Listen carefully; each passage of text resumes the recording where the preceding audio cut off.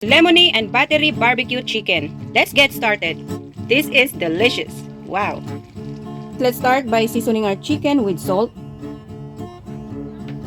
black pepper,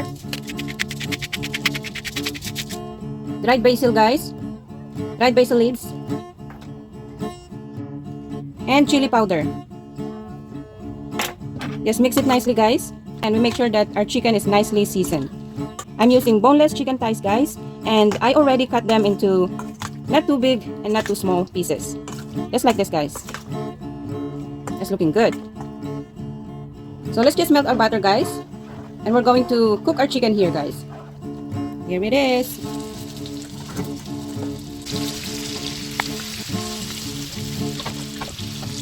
Guys, let's put together our sauce while our chicken is cooking. Here's my lemon guys. I'm using fresh lemon. You can use a strainer guys if your lemon has a lot of seeds. Chili sauce guys.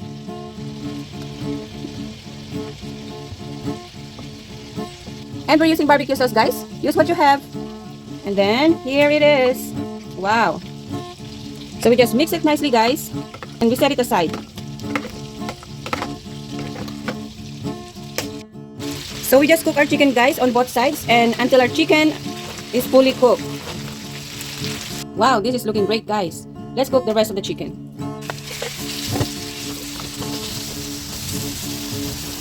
Now that all of our chicken is cooked guys, we can add back our chicken that we put aside before. Our bell peppers guys. And now we can add our sauce. Wow.